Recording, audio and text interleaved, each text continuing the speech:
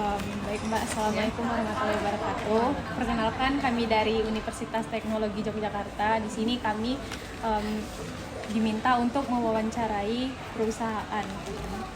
Oke, yang pertama itu apa visi dan misinya?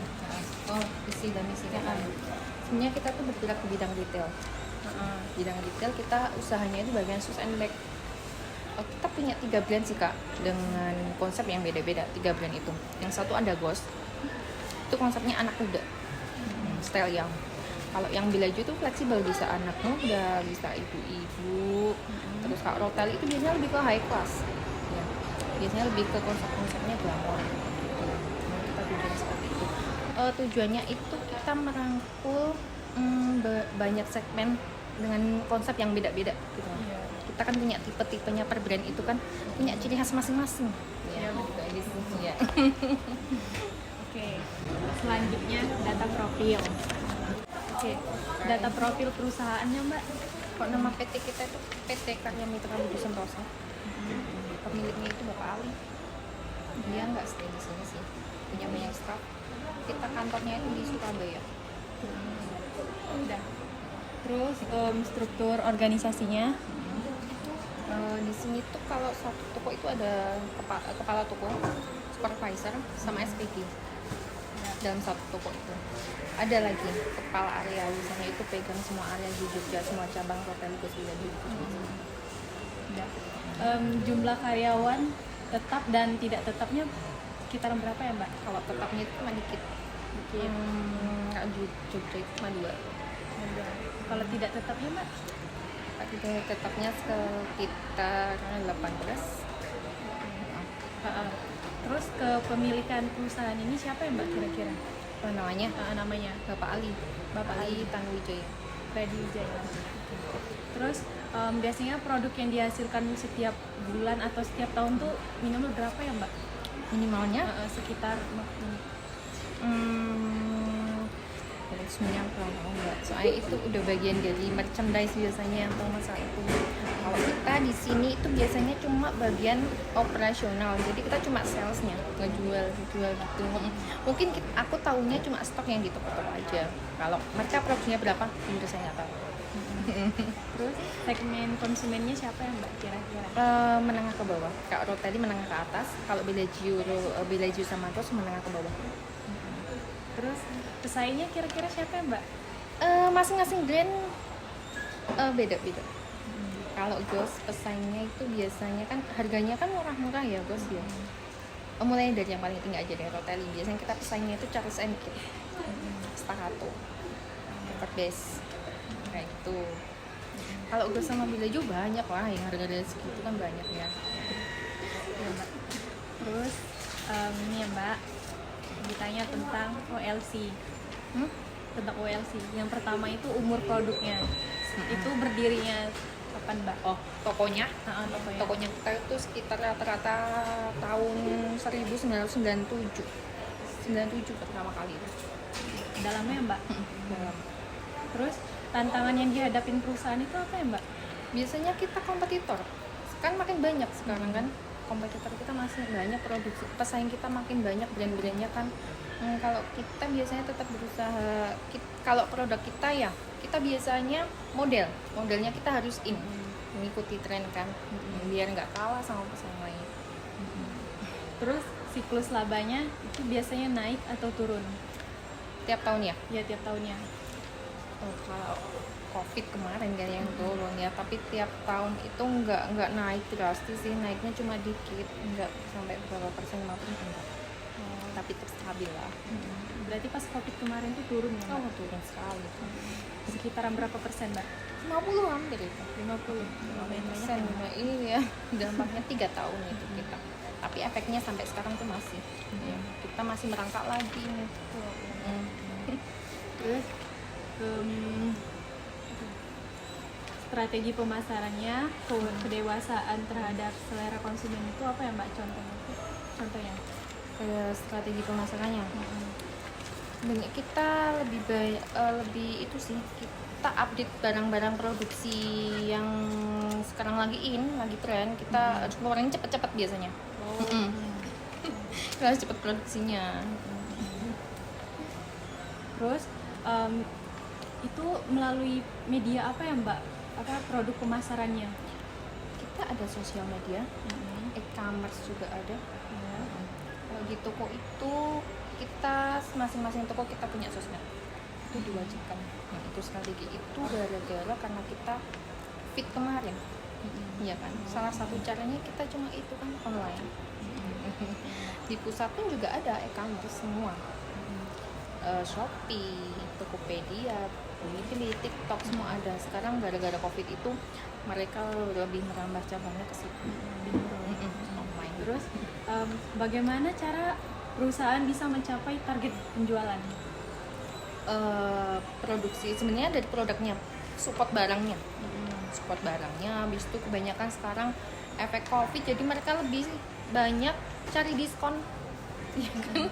Lebih banyak cari diskon, iya. Jadi kita lebih sering diskonnya, tapi untuk tertentu aja sih, nggak sering kita diskonnya. Terus bagaimana menjaga kualitas Produknya, ya, kita sebenarnya biar lebih awet ya produknya. Kita produksi barang yang bahan-bahan bakunya yang berkualitas. Ya kita cari bahan baku yang berkualitas, nggak mudah rusak. Kita juga menjaga biar customer nggak cepet komplain ya kan. Terus bagaimana cara perusahaan menciptakan brand image atau dikenal oleh perusahaan lain? Ya, intinya tuh kalau kita punya sebenarnya kayak barang kawin, kita nggak ada kawin. Iya, online kita nggak ada kawin. Itu aja sih.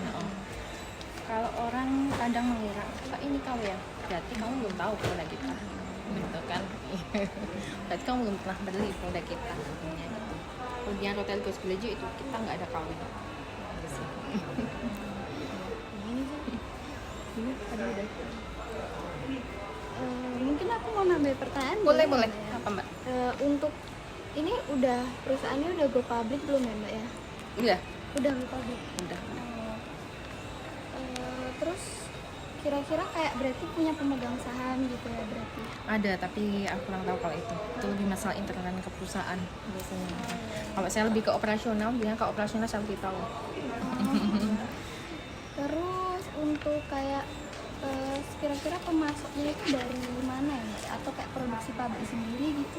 Enggak, kita sebenarnya dari supplier.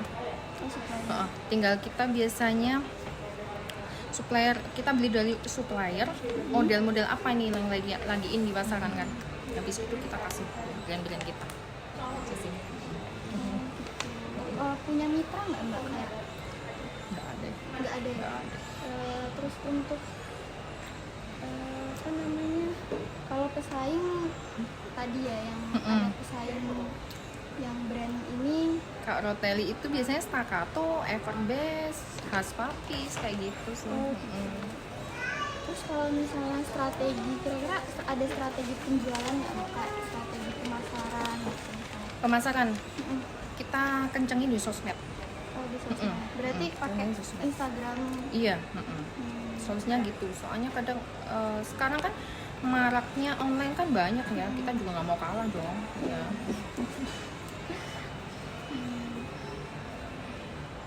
Ada lagi?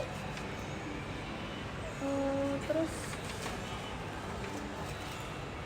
kalau misalnya tapi nggak ada strategi khusus gitu ya kayak? Nggak ada kalau gitu sih. Kita lebih kalau ke lapangan kita lebih kencengin ke sosmed. Habis itu juga kualitas barangnya, ya kan.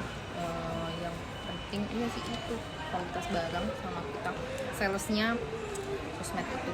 Kalau kita biasanya tuh kita nggak bisa mengandalkan tuh traffic mall itu sepi atau enggak. Waktu kita sepi kita cuma bisa mengandalkan sosmed. Trafficnya naik turun pasti mall itu. Kalau dari Mbaknya sendiri tuh cara menjaga kepercayaan konsumen gimana biar mereka tuh balik lagi gitu Balik sama lagi produk kita pelayanannya biasanya. di Pelayanannya SPG itu harus nggak boleh apa ya, pertama SPG itu nggak boleh judes semua, ya kan, harus pura senyum. Orang kalau pertama kali SPG-nya kayak gitu, nggak mau deh pasti lagi, pasti gitu, ya kan. Pertama kali ya murah senyum itu sih Mbak, itu udah hak paten kalau SPG. Ramah, itu servis kita. Dimanapun nggak semua di sini ya, dimanapun juga harus itu.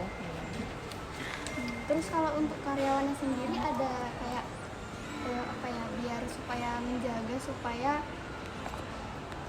kayak operasional karyawan gitu tetap berjalan gitu tuh ada nggak kalau dari Mbak sendiri? Kalau aku sebenarnya lebih banyak briefing ke anak-anak ya. Berarti ada evaluasinya setiap Ada. Sebenarnya itu biasanya per kepala toko. Kepala toko kita ada evaluasi penjualan. Dari tanggal segini kita evaluasi kenapa kok kita turun, kenapa kita naik kemarin itu apa gitu. Kita review ulang kan penjualan yang kemarin. Kalau kita biasanya yang bulan-bulan berat itu Februari itu ya. Hampir semua area mall. Tapi yang ini mulai sih dikit-dikit naik. Entahkah kita review barangnya, barang kita stoknya kurang banyak atau modelnya kurang banyak, itu biasanya kita review juga. Apakah promonya kurang banyak gitu. Oh, berarti di sini juga ada promo. Kalau di sini emang khusus toko promo. Oh, gitu. Soalnya kita bazar. Oh, di sini bazar. Ya, ini baru berapa minggu, baru 2 minggu. Oh, baru ya berarti kita di sini. Iya, kita tes semua di sini. Jadi semua barang-barang Jogja itu diskonnya di sini, ngumpul di sini semua. Kalau berarti kalau misalnya yang perusahaan bos lain itu nggak ada ya, jarang gitu. Ada sih, dikit. Oh, tapi nggak sebanyak ini. Kalau di sana ada barang-barang normalnya, normal kelas itu kan dirasa semua.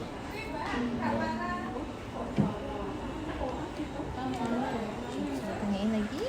Nanti kamu balik lagi di sini juga boleh. Apa ya, Mbak ya? Kalau dia kelupaan mungkin. Ya mungkin itu dulu karena udah mau rame kan. Iya, nanti saya lagi boleh. Iya, Makasih, sama-sama. Mbak. Iya. Oh iya, Mbak boleh ngisi ini nggak? Di centang aja nggak apa? Ini contohnya Mbak. Lihat caranya.